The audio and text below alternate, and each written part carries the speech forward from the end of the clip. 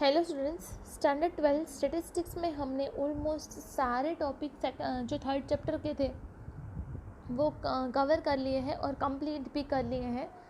आज हम उसका एक लास्ट टॉपिक है जो प्रिकॉशंस वाइल यूजिंग रिग्रेशन। हमको क्या प्रिकॉशंस लेने हैं while using regression.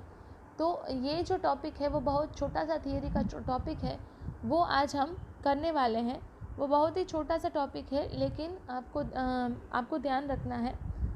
We know that the regression is a functional relation between two correlated variables. हम ये बात जानते हैं, ठीक है। And hence we can estimate the value of dependent variable from it. The regression analysis is very useful in decision making in the practical fields like economics, trade, industry, education, psychology, scientiology, sociology, medicine, planning etcetera. Regression जो है वो ये सारी चीज़ों में use होता है। तो 1 मार्क्स के लिए ये आपको क्वेश्चन ध्यान रखना है कि रिग्रेशन कौन कौन सी जगह पे यूज़ होता है। In spite of vast application of the regression analysis, some precautions are necessary while using it. तो ये कौन कौन से precautions लेने हैं, इसकी एक लिस्ट है। The reliability of the estimate can be verified. The coefficient of determination R square. So we should use the estimate only after asserting the linearity of regression by coefficient of determination. तो ये first precaution है। जो इसकी reliability है जो वो हमको check करनी चाहिए आर स्क्वायर को फाइंड करके। तो इसके हिसाब से हम उसकी रिलायबिलिटी चेक करते हैं।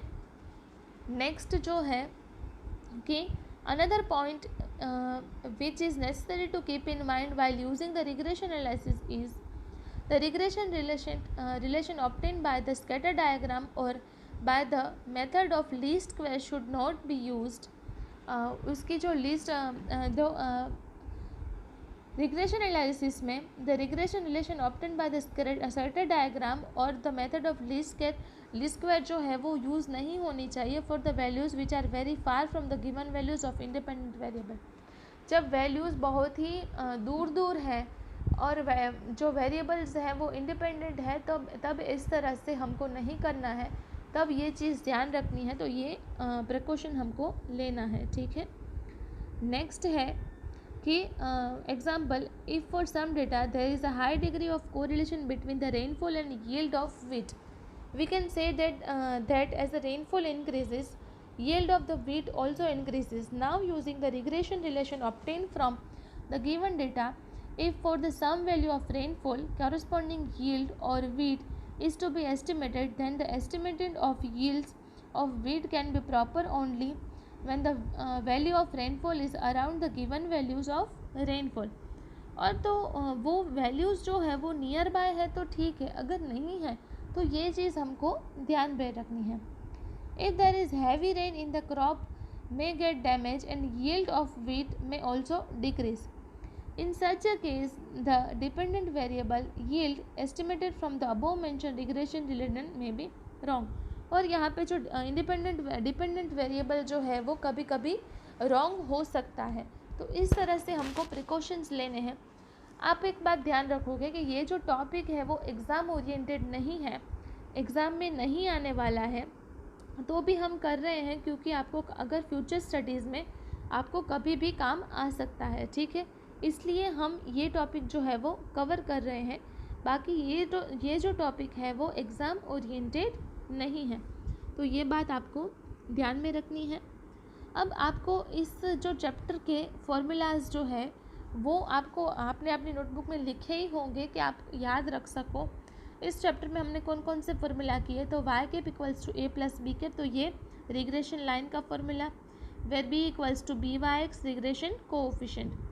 Next B equals to sigma X minus X bar Y minus bar bar divided by sigma X minus X bar whole square. तो ये फॉर्मूला भी हमने बी का किया। बी का दूसरा भी एक फॉर्मूला था, B equals to N sigma X Y minus sigma X into sigma Y divided by N sigma X square minus sigma X whole square. B का तीसरा फॉर्मूला है शॉर्ट मेथड का, N sigma U V minus sigma U into sigma V divided by N sigma U square divided by U whole square into C Y divided by C x.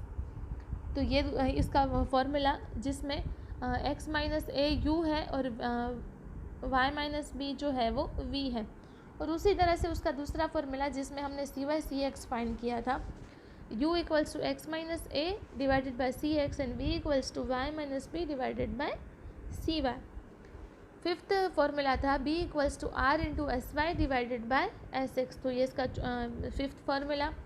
Sixth formula b equals to covariance of X Y divided by S X square, ये formula a equals to Y bar minus B x बार। और उसके बाद हमने coefficient of determination किया था जिसमें are square का formula था, वो भी हमने किया। तो इस चैप्टर के हमने सारे फार्मूलाज इसके साथ कंप्लीट किए हैं। ये फार्मूलाज का हमने रिवीजन किया और इसके साथ हमारा जो चैप्टर नंबर 3 है वो आज कंप्लीट हो रहा है। आपको होम असाइनमेंट में ये जो सम्स बाकी रह गए थे 7, 8, 9, 10 सेक्शन सी के, ये बहुत शॉर्ट सम्स है, वो बाकी थे, वो आपको होम असाइनमेंट में कंप्लीट करने हैं।